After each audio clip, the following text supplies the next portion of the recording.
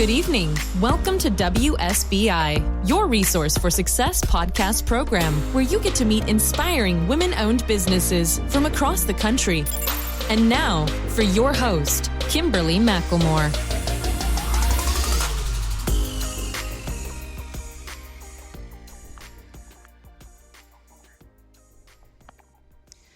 All right, good evening and welcome to WSBI, your resource for success podcast program, where you get to meet inspiring women-owned businesses from across the country. I am your host, Kimberly McLemore, and welcome to a special edition of tonight's show. With us, we have two-time world champion boxer Michael Nunn. Michael John Nunn, born April the 14th, 1963 in Davenport, Iowa, an American former professional boxer who competed from 1984 to 2002. He is a two-time world champion, having held the IBF Middleweight title from 1988 to 1994. During both reigns, he also held the lineal championship. Nunn had turned professional in 1984. After winning his first 30 fights, he fought IBF Middleweight title holder Frank Tate, who was 23-0. The fight took place on July 28, 1988 at Caesars Palace in Las Vegas. Nunn won the title by a ninth-round knockout. After his loss in May of 1991, Nunn moved up a weight division to super middleweight and won the NABF title in September of 1992 and again in January of 1993. In February and January of 1994, Nunn went on to regain the lineal and WBA super middleweight titles and lost by a 12-round decision. After 9 consecutive wins, Nunn got another shot in March of 1998. He fought for the vacant WBC light heavyweight title in Germany and had another upset, losing by a 12-round split decision. But make no mistake, Michael Nunn will always be our hometown champion here in Davenport, Iowa. So without further ado, please help me welcome to my platform, two-time world champion, Mr. Michael Nunn. Hey, Michael, how you doing this evening? How you doing, Kim? How you doing? Tell all the fans I said hello, and I'm looking forward to doing the story. Right. I'm very excited. Well, I'm excited to have you on my platform. You have no idea what this means to me. But I want everybody to know that this man right here, for those who don't know, let me just say, back up here for a second. Most people don't know that I'm from Davenport, Iowa originally. And so this is a great opportunity for me to be able to have a man at this status on my platform. So, Michael, before we really jump into all the questions and starting the interview, why don't you tell my listeners a little bit more about who you are? Oh, first of all, like I said, I'm Michael Nunn. I'm a very proud father of 5 children, 4 boys and 1 girl. My mother, she passed about 31 months ago. I got 2 sisters and 1 brother, and I'm residing here in the Quad Cities as of now. In the future, I'm looking forward to going back to Los Angeles and continue a broadcasting career and maybe getting off into some acting. But I'm just enjoying life now that I'm home. And it's great being back in the community, just being able to breathe and be up at the barbershop with your dad and David and Tom and the rest of the guys. It's very satisfying, and I'm very blessed, and I thank God every day for enduring me to do these wonderful things. All right. Well, we appreciate you, and we're glad that you are home. And, before we jump into all the other questions, I know everybody's sitting back wondering, well, what do you mean that you're back home? So I want to talk a little bit more about your childhood. I want to know what inspired you and how did you actually get into professional boxing? As a young kid growing up watching Muhammad Ali, he inspired me to be a boxer. Growing up in the early 70s and seeing Ali be on television and telling the world what he's going to do and being so braggadocious and just being so outstanding and so superficial and super extraordinary, he inspired me. And it's just something about, Ali that, I always loved and respected him, and he inspired me to want to be a champion. So I think he's probably one of my greatest inspirators and motivators, as well as my mother, Mrs. Mavis Nunn. Let her rest in power and peace forever, for being the wonderful mother, not just to me, but to my other 3 brothers, 2 sisters and 1 brother, and a host of grandchildren. So, Ali really inspired me to be who I am today, and my mother, my 2 greatest inspirators. Well, there are absolutely some great inspirators, that's for sure. Michael, you've definitely have lived a life that most people haven't had the opportunity. You come from very little beginnings, right? So, no doubt about it. Talk a little bit about that. Tell the listeners your true story. This is an opportunity for them to really understand, because there's a lot of people who haven't grown, they're young. They don't really know who you are. They don't know much about our greatness and the people that we have that come from Davenport, Iowa. Let's talk a little bit more about your background and where you came from there in Davenport. As a young kid growing up in Davenport, Iowa, people had never seen a person like me before. I'm the first and only world champion to ever come out of this great state. So, I mean, I was never deviated off my path once I made my mind up to be a boxer. And I always wanted to be the best at whatever I wanted to be. And, you have a lot of naysayers. So many people used to tell me, hey, man, you got to be crazy. You trying to be a boxer. You're not going to be able to become no champion. That's far-fetched.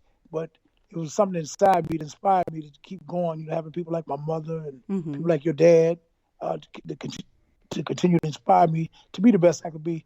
And one thing about me, I've always had a one-track mind when it comes to, doing something. You know what I mean? I must be because of my Aries and being bullheaded. But once I focus and make my mind up to doing something, I'll be hard to stop. I figure, I can control my own destiny. And I just always wanted to be the best. And I thank a guy like Ali for being a great inspirator to me and having an opportunity to meet him and talk to him and, learn the mindset of a champion and things of that nature was very inspiring as well. Wow. That's amazing. And well, we both got something in common because we both were born in April. Okay. So wow, I'm definitely stubborn and, we have that leadership quality and that's what you are. And we for definitely those, have that. Yeah. So for those who were talking about you in the background, there's always somebody who has something to say, but they never lived that life and never lived your dreams because we all have our own dreams, right? Well, that's true. And I mean, one thing I think my mother for is always just inspiring because, like I said, when I first, took off doing it, they're like, man, you can't beat these guys. It was always what I couldn't do instead of people inspiring you saying what you can do. I took the tee off can't and eliminated that. And now, I've done it. Now everybody tell me how great I am. So it's just funny that how you go through life to grow through it. It's fascinating. And I think that the kids that are listening, I want to inspire them. There's a young kid here in the Quad Cities, a young guy that's playing basketball. He's got some of the top colleges in the country looking out for him. So I just got done talking to him, and letting him know, I said, take my number, call me twice a week, and this is going to be your duty to call me twice a week because I want to continue to inspire the kid because he's got to acquire a champion mindset. The only way he can do it is talk with somebody that's already been there, that already, been down that path. And I'm not going to mislead the kid. And I'm letting him know he's got all the talent, but what he's got to acquire now is a work ethic. He's got to change his attitude. So when your guys are out drinking beer, smoking weed, or smoking deuce, or whatever the hell they're doing, what they've got to do, he's got to become serious. He got to be relentless with his attitude. He's got a bunch of family members that are supporting him as well as people in the community, in the high school that he's going to. I said, man, you got a lot of people that support you, so I want to just help you. You don't owe me nothing. You can make millions of dollars. You can win many world championships. Just always remember that a guy named Michael Nunn inspired you. The reason why I want to give this kid his advice, because when I was young, I used to come in your dad's barbershop and he used to always tell me, hey, man, stay out of trouble, do the right things, and take care of your business, man. You got a lot of talent, but utilize it. See, there's nothing like having a lot of talent and not being able to utilize it to the best of your ability. There's a lot of guys in the community that was good, but just got misled or just off the right track. And a lot of people look at me and, give me a lot of props, which is great. But, people like my mother, people like your dad, people like Marshall Jackson and Gene Baker, people that grew up in the community and was around the community, they seen the road that I was going down. They helped inspire me and keep me on the right track because they seen the talent that I'd never seen in me. It's always people on the outside looking in.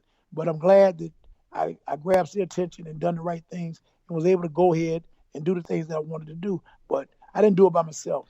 Right. They're going to be inducting me into the Boxing Hall of Fame October 4th of 2020 in Los Angeles, California. And, I long for that moment because people look at me and just like, oh, he's a world champion. He's this and that. But it was a contingency of people that helped me do the things that I've done. I mentioned guys like your father's name, Gene Baker's name, Marshall Jackson, and my mother, of all people, you know what I'm saying? Because those are the people that inspired me, you know what I'm saying, and kept me on the right track. So it's just bigger than Michael Nunn. The greatest joy is knowing that, it was people out there praying for you and just, wishing for the best. Exactly. And like you said, prayer is great, and I'm glad that there's those who helped you, thing. And it's the best thing. And I'd be remiss not to mention that. Absolutely, because that's what got you through a lot of things, and we're going to dig a little bit more deeper into some of the things that happened after your career. So Yes, ma'am. I want to talk more about the field of it. This field is actually a business. And a lot of people don't look at being a boxer as a business. Talk about a little bit about that business side and how it really affects you, how it affected you, and how it can affect others who may decide to get into this type of field as a career. Well, first and foremost, I mean, boxing is a very serious, very dangerous sport. And I recommend that anybody's going to be involved in boxing to train hard, to work hard, to be the best you can possibly be, and don't undercut yourself by not being conditioned and not being physically, mentally, and spiritually prepared, because they look at guys on television and they forget the work, the process we go through. They just look at the end process. They don't look at what we had to endure to be able to go out to put on the dynamite performances that the great champion over the years have done. I mean, it's always the last part what they see. They don't see the getting up early in the morning, 5 o'clock in the morning, to not being able to hang out with their friends and eat steak at night, drink wine, or do whatever we do, because we all have our different lives. It's a very serious sport. And I mean, I just want to let anybody know if they're going to be involved in sport, train hard. That's the name of the game. It's called preparation, preparation, preparation. And then you want to always surround yourself around good people, because, you know, teamwork makes the dream work. And can't just know one person do it. You know, you got to have the right management. You got to have the right trainer. You got to have the right promoter. It's a whole orchestrate. It's a whole line of things that you got to have in order to be able to orchestrate what you want to do. And, you know, just having good people and genuine people in your corner makes it a little bit easier, because, as you know, any business, you're going to have cutthroat people. Absolutely. Whether it's boxing, whether it's, the Microsoft business, or the bottling business, or the mechanic business. I mean, it's always going to be cutthroat. You just got to surround yourself around good people and try to put a good contingency of team people around you, and just bust your butt, work hard, and pray hard, and fight hard. And at the end of the rainbow, hopefully you can accomplish your goals. Mm-hmm. Absolutely. Yeah. Because like I said, everything is a business base. But what we find a lot of people don't understand is how businesses ran. Anything from the simplest of, you know, what it takes to, like I said, not just prepare yourself, but even on the money side of it. So when it comes to getting involved in the boxing, and you really have, you know, built yourself up to who you are, and then you really start to get these contracts coming to you, talk a little bit about how that process works. How that process works, like, when you start generating a lot of money, you know, you got to have the right people in play to make sure that you're getting whatever that you're worth, because we all have different price tags or whatever. But like I say, you always want to know, you know, what is your worth. And as being a fighter, you want to make as much money as possible, not just only make it. You want to be able to do the right things with it, because, you know, a boxing career is very short career. It's not like you can fight for 30, 40 years. It's not like working at John Deere or Microsoft, where you can work 30, 40 years and then retire. So the money that you make, you want to be able to do the right things with it. You know what I'm saying? I made a lot of money over the years, and I blew a lot of money. I just thank God for putting me in a position to be in position to still generate money with my name and things of that nature, getting ready to go to the Hall of Fame. And then people want to, you know, talk to me, interview me, do books on me, do documentaries, things of that nature. You know, you need good professional people as well, because when you make a lot of money, you're going to have friends from all different walks of life. And then I noticed one thing about people and money is, when you make money, you got friends that come out of nowhere that always want to, you know, tell you something. They want to tell you how to direct your business when they can't run a 5-cent candy store, but they want to tell you how to run a multi-billion-dollar corporation or organization. And it just really amazed me, you know what I'm saying, when I came home. And you know, people used to always tell me, hey, man, do this, do this, do that. These people, not to knock them or to say that they were not worthy, but how can you tell a man how to run $1 million corporation when you haven't ran a 100 million penny organization, but you got all these grandiose ideas? You just got to find a good team of people, of lawyers, accountants, and, you know, good management people to help you do the right things. Because one thing about money and food, they will soon depart. When you don't do the right things with the money, you look up and you'll be out on Skid Row. You're living up under a viaduct. So you need professional people with you in management. And people always want to make excuses. I don't care who it is. You know what I'm saying? You want good professional people, and you want to build a small circle of people. You don't need a lot of people with you, because, you know, when you got a lot of money, you got friends from all walks of life. You know what I'm saying? You got a lot of cousins. You know, I got so many cousins that, you know, I'm baffled. You know what I'm saying? You know, I got 1,000,001 cousins. You know what I mean? I gotta go. What is the thing you go through and see if they're your family members? I gotta find them T thing or whatever. Going through, yeah. Was it the DNA testing or whatever that's called? Yeah. Yeah, got all these family members, but you got to understand that when you are on top, you're going to have a lot of friends, you know what I'm saying? Absolutely, and yeah. As we go on, I'll be able to discuss, like, when you're on top, you got friends from all walks of life.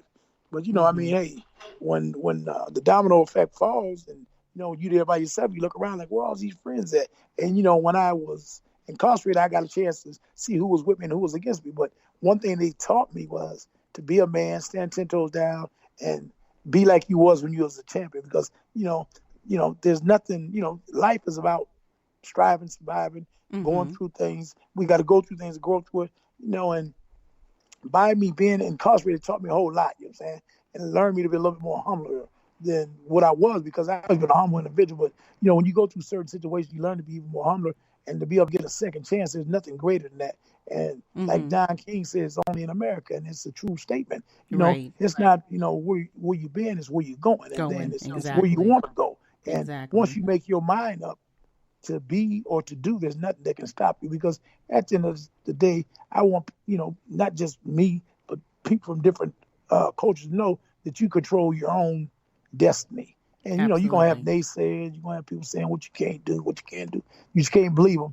You got to get that mindset and just work hard, pray hard, and be around some good people, and some great things can happen. Right.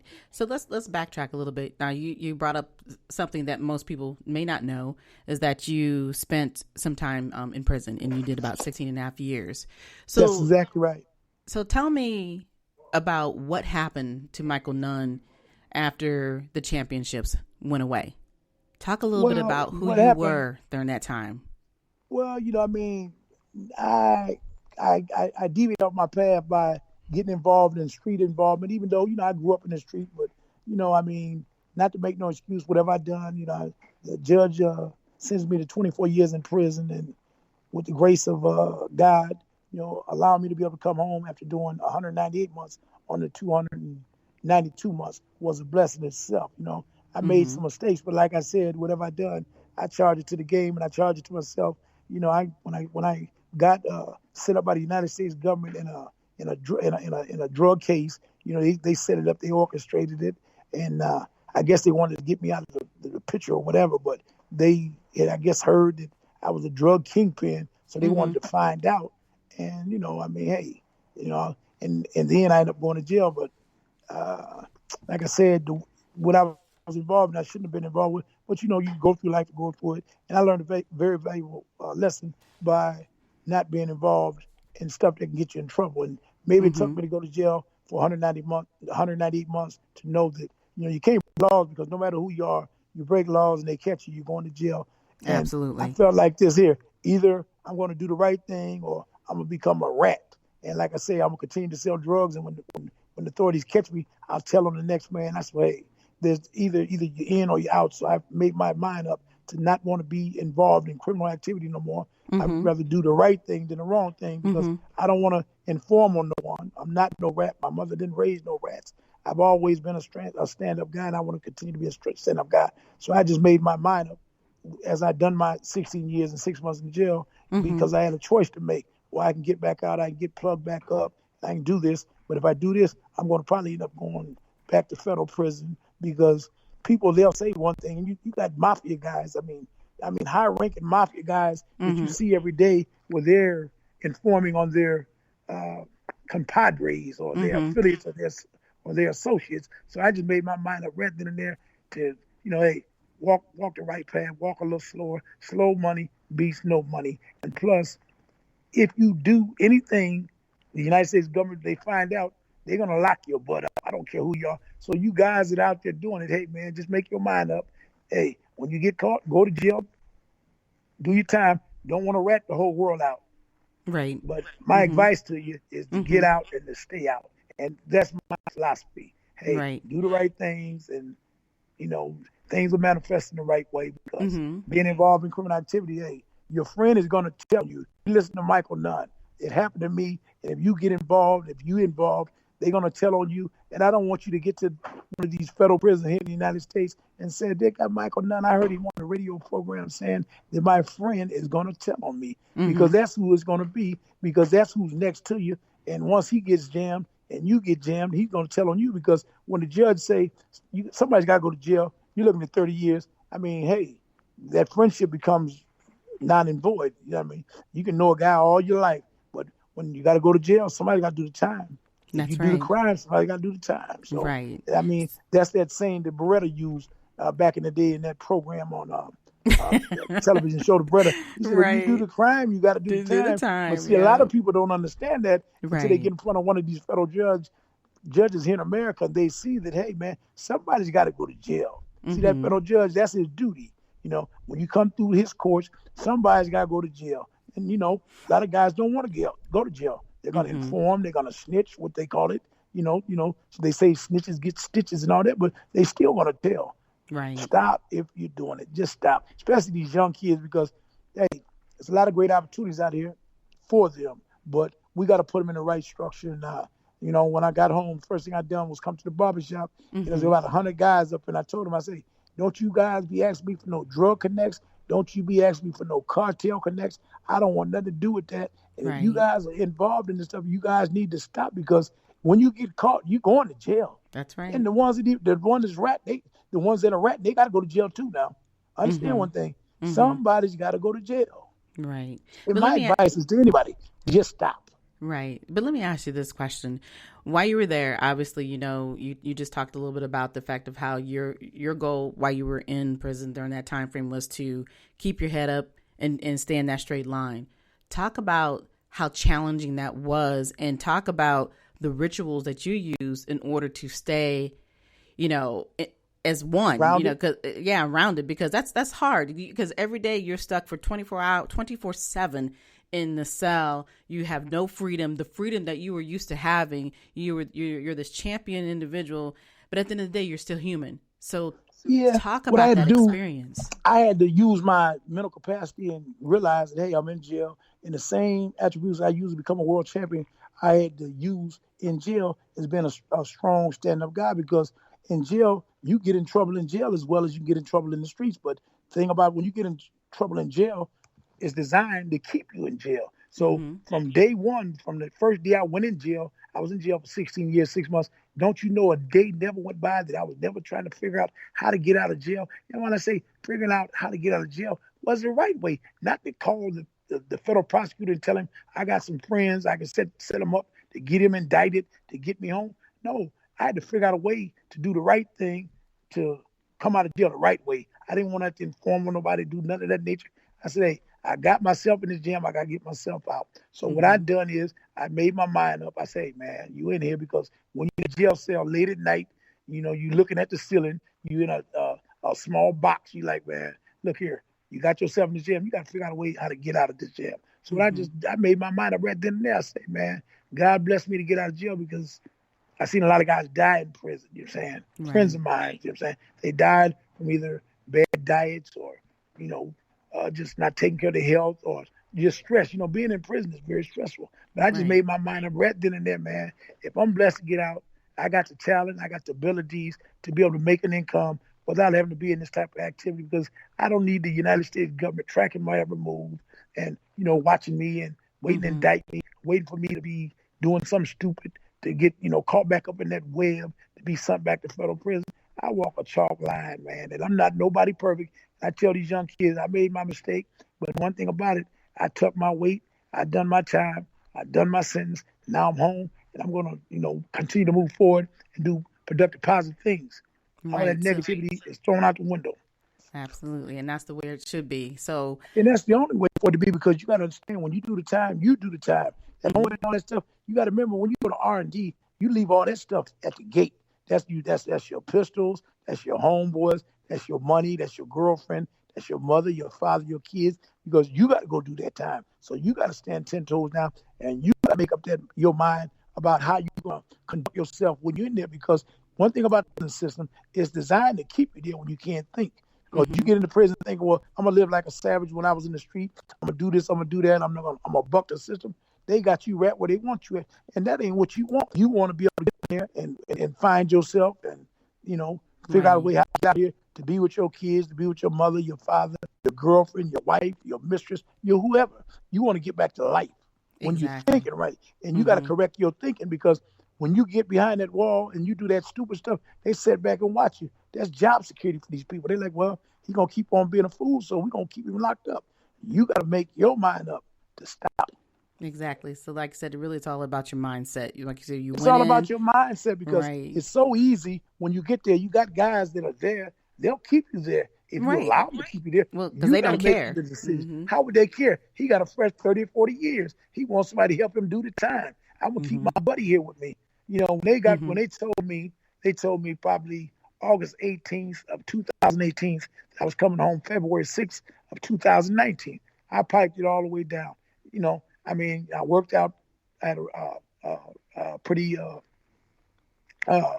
exciting program that I've done every day, as far as yoga, stretching, running, and, you know, watching what I eat, conditioning myself. I said, look here, I'm going to pipe it down. I'm going to get out the way. The reason why I done that, because I had guys that I knew that was involved in certain things, and I didn't want to get involved in their mishaps. And their business was their business, but I don't want to be in the presence. The people see me, Nunn was with them, so get Nunn, and they hit you in another case, or they take your out date. And in prison, when they give you out date, I'll tell anybody this: once you get that out date, you got to pipe it down. If you're doing whatever you're doing, you better wisen up, Jack, because if you miss that out date, it may be another 36 months to 5 years before you get another out date. So you don't jack your out date off. What you do is you pipe it down, you do your time, and when it's time for you to take your ASS home, you take your butt home, and you get with the family, you square up, you get a job, and you do the things that's going to keep you united with your family. Because if not, you go there, you mess that out date out. It may be 5 or 10 years before you get another out date. I mean, because you get in trouble, man, it's bad. And that same guy, he be looking at you like you crazy, saying, well, that fool should have went home. But what I done, myself, Michael Nunn, what I done, when my counselor called me and they said, well, they told me August 18th, they said, well, your out date is going to be February 6th. You need to pipe it down and stay out the way. You know what I done? I piped it down and stayed out the way. I go to the TV room every day. I watch my sports and laid back. I do my little workout. I make my food. I eat, and I stay out the way. I wasn't involved with nothing, because there was nothing for me to be involved with. I got less than 6 months for me to be home after being gone 16 years. You think I don't want to be home and I long for this moment? And there was nothing I was going to let interfere with me going home. I told my family, hey, my kids, I'll be home this date. I'm looking forward to seeing you. And God willing, we'll be together real soon. And that's what my mindset was. It was over with.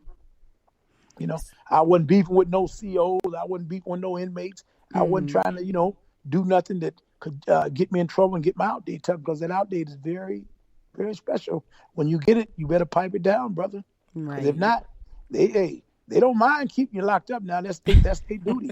You know? Exactly. They call it job security in the Fed. So you better wisen up, shorty, and do the right thing, man.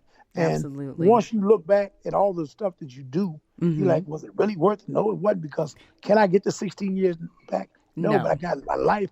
I can not catch up, but I can try to make up. You're saying it's not catching up, it's about making up. So, now I know the right thing to do, and I just want to, stay on the right path and be able to lead and guide and, direct these young dudes that are coming up, let them know, hey, man, I ain't telling you how to get your money, but you better square up, Joe, because when you get caught, you going to jail. I'm my partner, my homie. Okay, that same homie you talking about be over there trying to climb in the bed with your old lady and try to father your kids when you gone. So you better wisen up, Joe.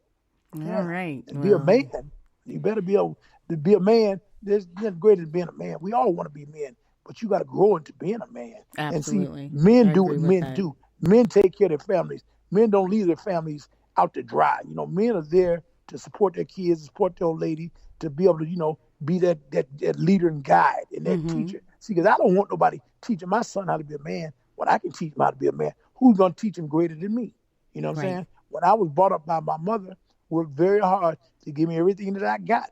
And, hey, she taught me how to be a man. And then I want to credit some older gentlemen in the family and some good friends, people like your dad, for instance, guys like Gene Baker, keep me on the right track. So, hey, teamwork made this dream work, man. It's not all about me. That's right. Absolutely. So I got some more questions for you. So go ahead, you ask whatever you want to ask me. All right. Thank you. So, here you are, you're 56 years old, and you know, 56 and looking good, and I mean, good shape, man. I'm feeling good. Man, I didn't know 56 make you feel like this, man. I've been blessed. That's all I can say. The reason why you feel so good and you look so good is because you made the decision to take care of you, and that's what's important, right? Well, I had to definitely do that because, you know, wasn't nobody going to take care of me better than me. So, absolutely, you know, I made that decision, and I'm very thankful that I made that decision because, you know, this thing is very precious, this thing called life, and we're supposed to enjoy it because this is a gift from the Almighty. So we must really honor him and thank him for blessing us to be every day to be able to do the things we're doing. And my greatest satisfaction is not only being back in the community, but being home with my grandkids because all my children are grown now. My youngest kid is 17, the oldest is 38, and I got two that's 28, and I got one that's 25. But, you know, I got these grandchildren. Matter of fact, my eldest grandchild, she just started college. She's going to transfer to Tennessee State in January of the coming year, and it's like my greatest satisfaction to watch her be able. When I went to jail, she was born. She was little, right? I used to buy her clothes and stuff, and now I come home, she's a fine young lady, and she's very intelligent, very smart. And I mean, just to see that, man, just made my world, you know. Looks just like my mother and sister. So, like I say, my mother lives through us, and for me to see my granddaughter be able to graduate is great. Then I got other grandchildren that are like 10 and 5, and another. I got two that's 10, one that's 5, and one that's 19, and one that's like 16. So you just enjoy watching these kids grow up, and just to be in their presence. There's nothing greater. You know, I mean, when a man's in jail, first thing you think about, I want to have some sex. You after 16 years and 6 months, who don't want to have sex? I mean, it's a long time. But, you know, being around the grandkids, boy, it's so joyous. When I go to the pizza ranch with them and they say, hey, Papa, let's go up there and let's get some pizza. I'm going to get this, I'm going to get that. It's just satisfying. You know, they with you because they genuinely love you. They're not trying to be with you to, hey, Grandpa, I need $100. I need this, I need that. They're there sincerely. And I mean, it just goes to show how good God is because he instilled that love in these kids' heart. You got to remember when they were born, I was incarcerated in the United States Penitentiary here in America. I was not there with them at the hospital like I was supposed to be. And don't you know these kids genuinely love me? And I would not change nothing in the world. And you couldn't give me all the money in the world to trade that in. You know what I'm saying? Just to be in their presence it makes my day. You know what I'm saying? That's my new motivation, to be home with them to help raise them because all my children are pretty much adults now. You know what I'm saying? I got young grandchildren that, you know, when people talk about Michael Nunn, I want to say, man, he was a smart man. He made a mistake. He came back. He redeemed himself the right way because there's no glorification to being no jailbird or going to prison. You know, we got to elevate our minds. We got to change our mindset, especially with the young generation. We don't want to mislead them and think this cool. I never want my grandkids to say, oh, that was cool. My granddad went to prison for 16 years. There's nothing cool about that. I want to be able to elevate my grandchildren with the things that I'm going to do now that I'm out of prison, the decisions, the choices, and the things that I'm going to do in the future. That's going to make my day, to make them happy. And I want them to learn. You know, I want to be their leader, teacher, and guide them in the right fashion, in the right way. I don't want them doing nothing negative because I will go to jail for another 16 years to impede them for having to go through what I had to go through. Exactly. You know what I'm saying? Exactly. So, but that's my greatest joy is just, you know, seeing them grandkids and, like I say, seeing my eldest graduate and be able to, you know, attend a college and, I mean, to be so smart. And, man, that's like, this goes to show how great God is. Ain't nothing you can't do once you make your mind up. And I want to be there and support her. And I want her to be the trendsetter for the rest of them because she's the eldest grandchild and she's got brothers and cousins. And I want them to follow her direction and her leadership and to go to school and get education. And if they want to go to college, I want to be in a position to be able to help send them to college. I don't want to be stuck in no penitentiary talking about what I used to do and all that stuff because that's not nothing. Because in prison, you hear a lot of different war stories. You know, everybody's a kingpin in jail, you know. I mean, you know, everybody's this, everybody's that. They done flew rocket ships. They done this. They done that. Okay, well, be smart enough to see out of jail so you can do these things. Because ain't nothing you can do in jail but listen to what them people tell you to do and, you know, pipe it down. You know what I'm saying? And what would you rather be, in society or incarcerated? I choose society. So I choose to walk a chalk line, do the right thing, and obey these people's laws and just enjoy my life and be with my family, because there's nothing greater than that. Winning the world championship was probably one of my greatest joys in my life, but being home with my family is just as great, or even greater. You know what I'm saying? So, all right. Well, you know what? So now that you're home, you're settled in, things are starting to look forward, your future is coming and it's moving. So let's just take a few minutes and talk about the future. 2020 is just around the corner.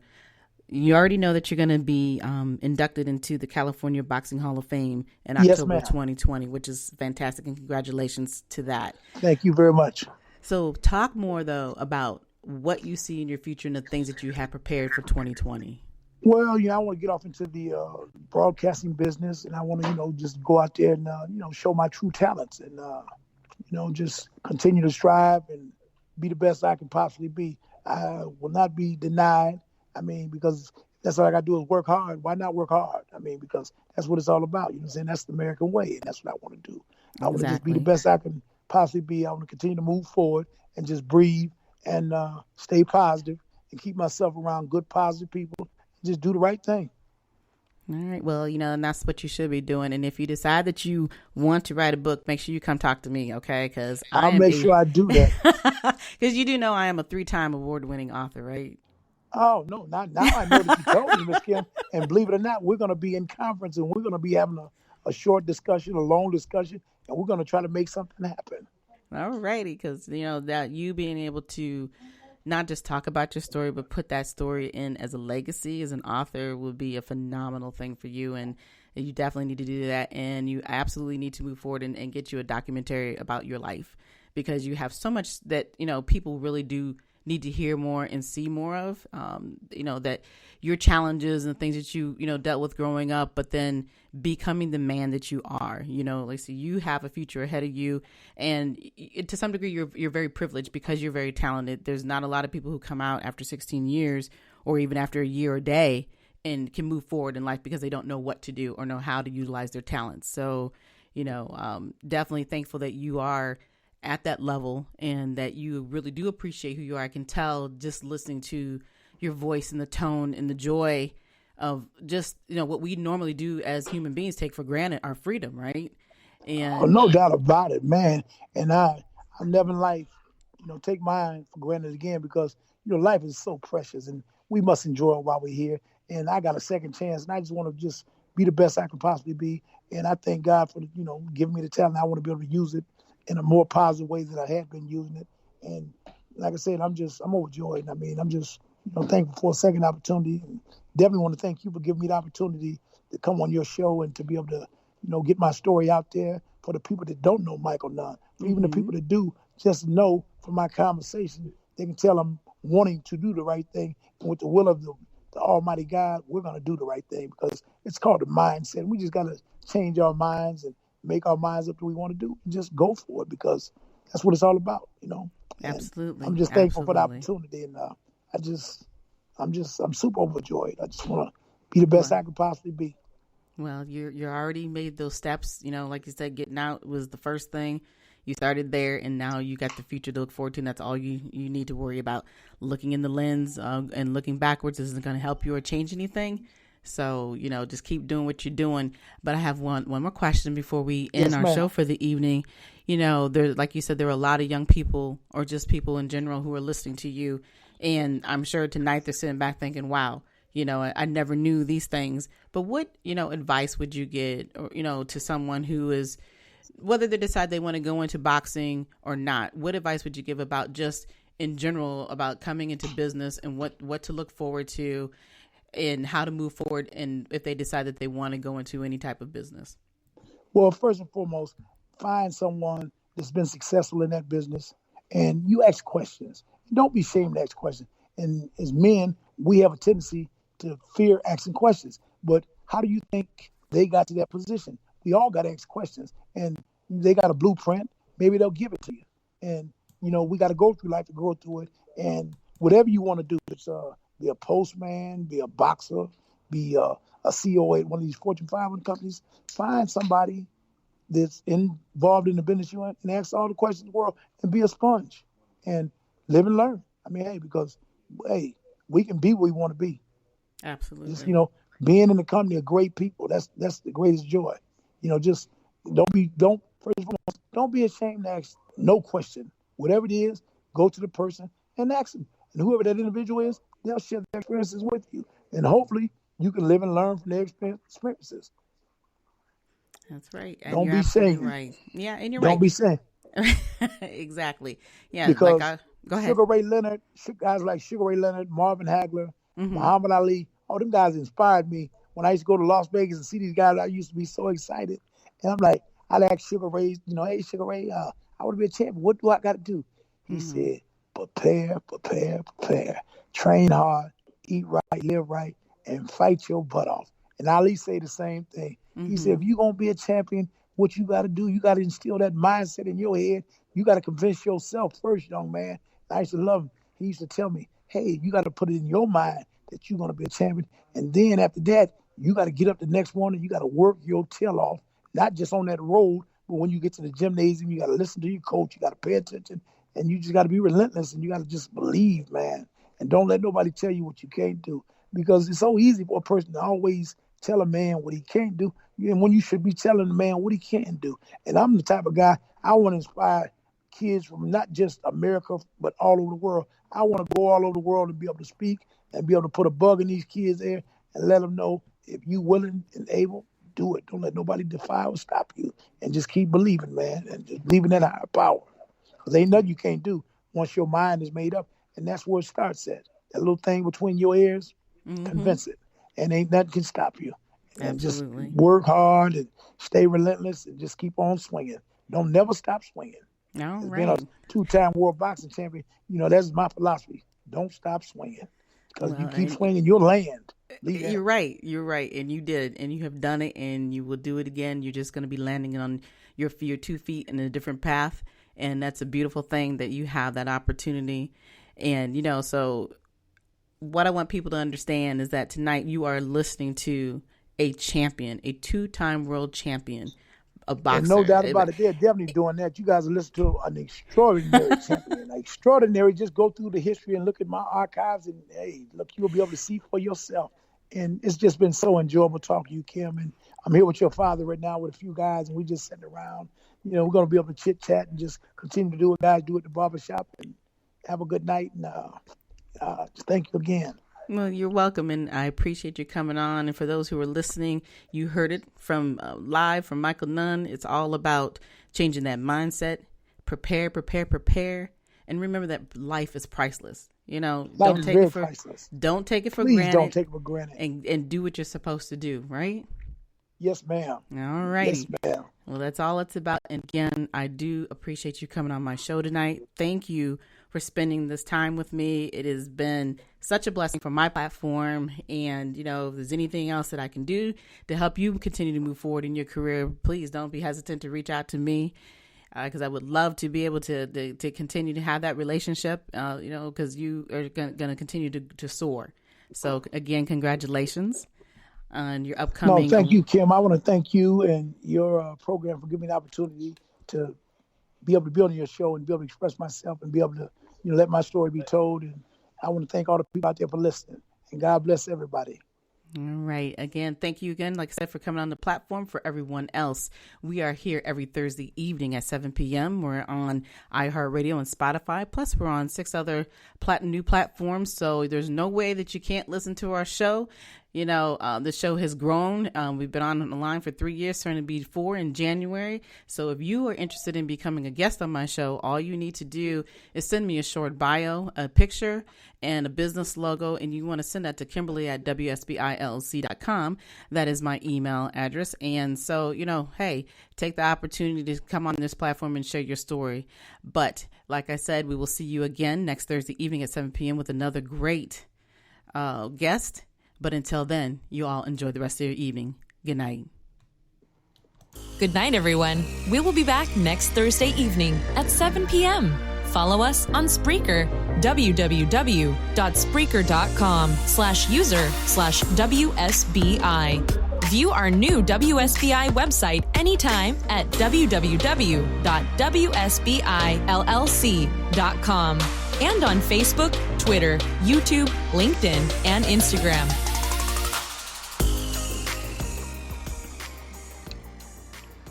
out of sound. Sound.